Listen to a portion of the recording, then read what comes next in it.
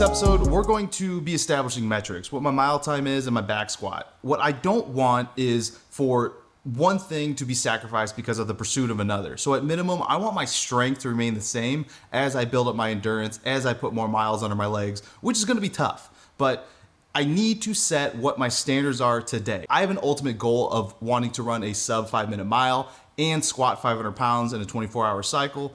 And I got to at least maintain my strength for that to happen. The track I usually go to is really crowded by this time of day, so I'm gonna run a loop around my neighborhood, which may sacrifice my mile time as long as I set this as the standard area that I'm going to continually, month over month, check what my times are.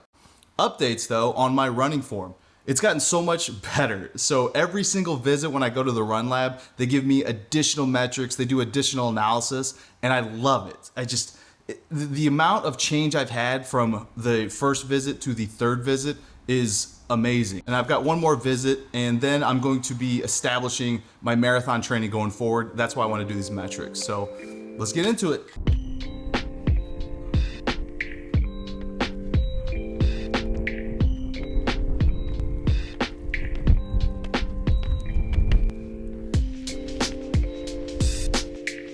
Man, warm up kicks my ass. So one of the things I'm going to do now is sync up my nerve sensors just to make sure that I'm still progressing and going on my journey of not heel striking. And you know, heel striking is not a bad thing, but my form specifically, it was a bad thing because I was, again, Dr. Roden called it landing like a peg leg pirate. So when I would strike the ground, it would just jolt up, hurt my knees, hurt my IT bands, use a bunch of muscles. So don't get me wrong that heel striking is always a bad thing based on your form. Specific to me, my weight, the way I run, just landing more midfoot is way better. I gotta tell you, my legs feel like shit. So what a great time to do a heavy squat and a mile run for time. Ready to run? Let's Shake go. it up. Yeah, feel me? You feel me? No cash on me. Swipe for a milli. Yeah, feel me? You feel me? Walk in the door. Shake up the building. Yeah, shake it up. Shake it out. Shake it up. Shake it up. Shake it up. Shake it up. Ooh, yeah. Shake it up. Shake it up. Shake it up. Shake it up. Shake it up. Shake it up. Don't care, cash got cars. No lean on my cars. Carhartt on my heart. Tattoo on my scars. That wasn't good. Oh man. You take the good, you take the bad, even it out. Mile time, my fastest ever mile is like 5:15. I want to get at a pace where my mile time for this is my marathon pace. So I got a lot of work, which is so good to admit, first of all, what you suck at. What's your biggest weakness? I got to work on speed work. I got to work on endurance. I got to work on my heart rate and just be honest with myself. Look at the data because people want to ignore the data because it makes them feel bad.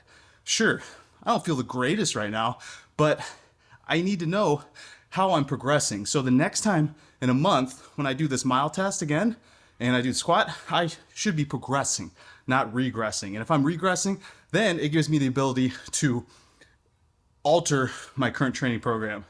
So let's take a look at what we got here for the mile. 7:24 total pace. I was probably at 6:45 round first lap, and then it was 6:55 and then 7:05, and then of course it just slowly went down. And then if I look at my foot graph, but hey, that's actually really, really good. Look at that. During the actual run, it's mostly midfoot. That's really, really good. Hey, positives, right? Shitty mile time, great foot graphs. All right, I'm gonna rest up a little bit and then going to hit up the squats.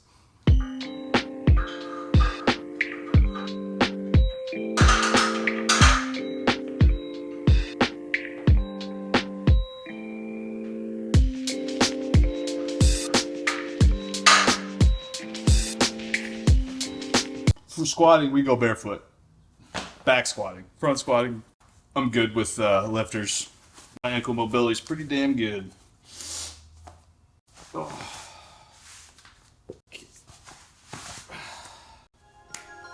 All right, let's get to it.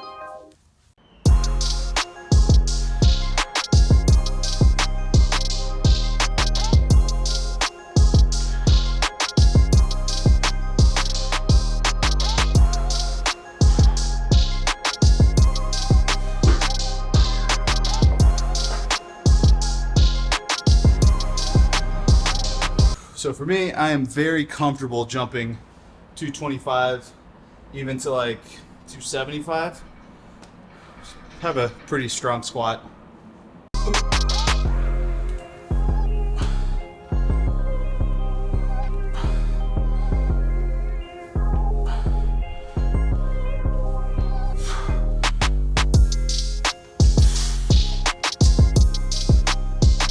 just gonna go 315.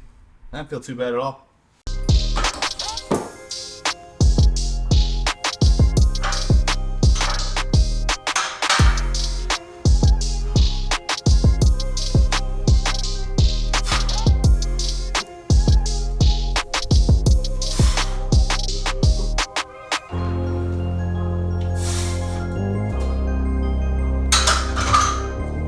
Uh-oh. That felt heavier than it's supposed to.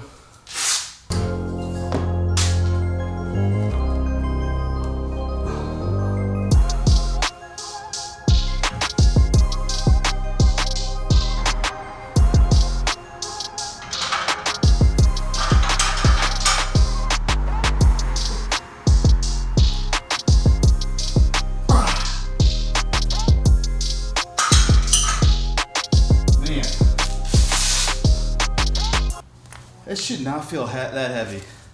I'm like 140 under my normal PR. I mean, granted, that was a much bigger gag, but bummer, you know?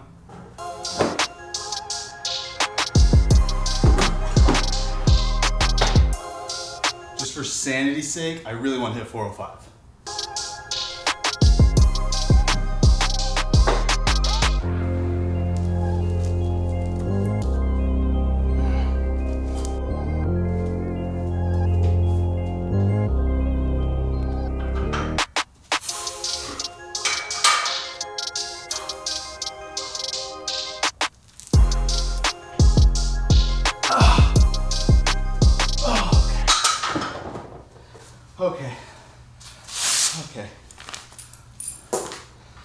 Okay. That was good for my ego. So this is what happens. When you're cutting, you're losing fat, but you're also losing muscle. Unless you're on some shit, your body's just gonna look for any sources. So it's gonna look for fat, it's gonna look for muscle, it's gonna burn everything, and you lose strength. So I'm like 100 pounds off of my PR, 50 pounds off of like a recent PR. So I got a couple things to work on. Whew.